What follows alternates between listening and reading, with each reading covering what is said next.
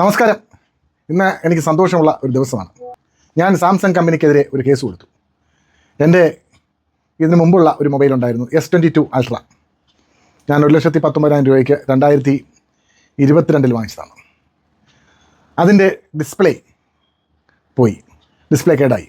കാരണം സോഫ്റ്റ്വെയർ അപ്ഡേഷനിൽ പറ്റിയ പിഴവാണ്.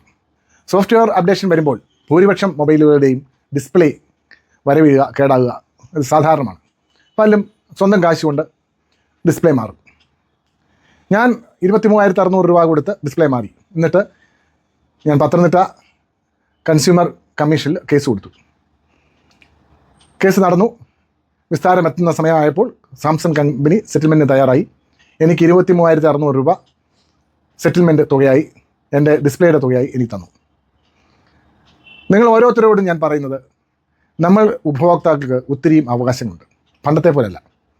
പല കാര്യങ്ങളിലും നമ്മൾ വ്യവഹാരവുമായി പോകണം. പോയെങ്കിൽ മാത്രമേ നമുക്ക് നീതി കിട്ടൂ. അന്ന് ഞാൻ മൊബൈൽ കൊണ്ടുപോയി പത്തനംതിട്ട സർവീസ് സെൻറ്ററിൽ കൊടുത്തപ്പോൾ ഞാൻ പറഞ്ഞു, ഡിസ്പ്ലേ പോയത് സോഫ്റ്റ്വെയർ അപ്ഡേഷനിലാണ്, അത് എൻ്റെ പിഴവുകൊണ്ടല്ല, അത് കമ്പനിയുടെ പിഴവാണ്, കമ്പനിയാണത് ദൂരീകരിച്ച് തരേണ്ടത് എന്ന് പറഞ്ഞു. അവർ പറഞ്ഞു, അത് പറ്റത്തില്ല സാർ, അത് നടക്കത്തില്ല. ശരി, ഞാൻ പറഞ്ഞു ഡിസ്പ്ലേ മാറാൻ പറഞ്ഞു. എനിക്ക് മൊബൈൽ അത്യാവശ്യമാണ്, അത് വെച്ച് മൊബൈൽ കൊണ്ട് നടന്ന് കേസ് കൊടുക്കാൻ പറ്റില്ല. ഞാൻ ഉടൻ തന്നെ ഡിസ്പ്ലേ മാറി. അവർ അതിനകത്ത് കാരണമൊക്കെ സത്യസന്ധമായിട്ട് എഴുതിയിരുന്നു. അതുകൊണ്ട് ഞാൻ കൺസ്യൂമർ കമ്മീഷനിൽ കേസ് കൊടുത്തു. കേസ് കൊടുത്ത് അത് തീരുമാനമാകുന്ന സമയത്തേക്ക് സാംസങ് കമ്പനിക്കാരത് സെറ്റിൽ ചെയ്തു. സെറ്റിൽ ചെയ്യാൻ കാരണം മറ്റൊന്നുമല്ല, കേസ് നടന്നാൽ ഡിസ്പ്ലേ മാറാനുള്ള തുകയും പിന്നെ അതിൻ്റെ കോമ്പൻസേഷൻ കൂടെ വിധിക്കും. അത്രയും കമ്പനി എനിക്ക് തരേണ്ടി വരും. അപ്പോൾ കമ്പനിക്ക് കൂടുതൽ നഷ്ടം വരും. ഞാൻ അത്രത്തോളം പോകാഞ്ഞത്, വിധിച്ചു കഴിഞ്ഞാൽ ചിലപ്പോൾ അവർ അപ്പീലിന് പോകും. അപ്പീലിന് പോയാൽ അത്രയൊക്കെ ഡിലേ വരും. അതിൽ ഭേദം എനിക്ക് നഷ്ടമായ തുക കിട്ടിയാൽ അത് തീർക്കുന്നതാണ് ഉത്തമം എന്ന് തോന്നി. അങ്ങനെ ഞാൻ തീർത്തു.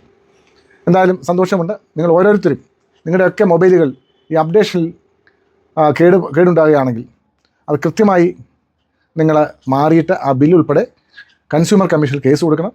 ആ തുക നിങ്ങൾക്ക് കിട്ടും. ഞാൻ നേരിട്ട് കൊടുത്ത എൻ്റെ സ്വന്തം കേസാണ്. ഞാൻ സ്വന്തമായി 3 കേസുകൾ കൺസ്യൂമർ കമ്മീഷനിൽ ഫയൽ ചെയ്തിട്ടുണ്ട്. ഒരു കേസ് വിധിയായി, മല്ലശ്ശേരിയിലുള്ള നയാര പമ്പിനെതിരായിട്ടുള്ള കേസായിരുന്നു. അത് വിധിയായി, അതിപ്പോൾ അപ്പീൽ കിടക്കുകയാണ്. പിന്നെ ഒരു കേസ് സെൻറ്റ് പാട്രിക് എന്നൊരു കട എനിക്കും ഹെൽമെറ്റ് തന്നു. ആ ഹെൽമെറ്റിന് കേടുണ്ടായപ്പോൾ അവിടെ ചെന്നപ്പോൾ അവർ അത് ദൂരീകരിച്ച് തന്നില്ല, അത് തീർത്ത് തന്നില്ല. അതിനെതിരെ ഞാൻ കേസ് കൊടുത്തു. അതിപ്പോൾ തെളിവ് കഴിഞ്ഞു. ഇപ്പോൾ അതിനെ വാദം പറയാൻ വേണ്ടി വെച്ചിരിക്കുകയാണ്. അങ്ങനെ 3 കേസുകളാണ് ഞാൻ കൊടുത്തത്. 2 കേസുകൾ വിജയിച്ചു. ഇനി ഒരു കേസ് കൂടെ ഉണ്ട്. അത് കമ്മീഷൻ വിധിക്കുമ്പോൾ അതിൻ്റെ വിശദമായ കാര്യങ്ങൾ നിങ്ങളെ അറിയിക്കുന്നതാണ്. എന്തായാലും ഉപഭോക്താക്കൾക്ക് ഒത്തിരി അവകാശങ്ങളുണ്ട്. നമ്മൾ കാശ് കൊടുക്കുന്നവർ മാത്രമല്ല, നമ്മൾ കാശ് കൊടുത്താൽ അതിൻ്റെ സേവനം നമുക്ക് ലഭ്യമാകണം.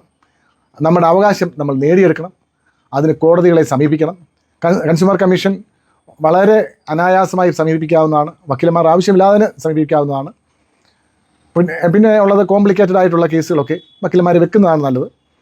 അത് പല കേസുകൾക്കകത്തും പല പോരായ്മകളും വരുന്നത് ഞാൻ കണ്ടിട്ടുണ്ട്. എന്തായാലും എനിക്ക് വളരെ സന്തോഷമുണ്ട്. ആ സന്തോഷം നിങ്ങളോട് പങ്കിടുന്നു. സാംസങ് കമ്പനിക്കാരുടെ ചെക്ക് ഇന്ന് എനിക്ക് കിട്ടി, 23,600 രൂപയുടെ. അത് ഞാൻ ബാങ്കിൽ ഹാജരാക്കി. ചെക്കും വിധിയുടെ പകർപ്പും എല്ലാം ഞാൻ ഇട്ടിട്ടുണ്ട്. അത് കണ്ടാൽ മതി. നന്ദി, നമസ്കാരം.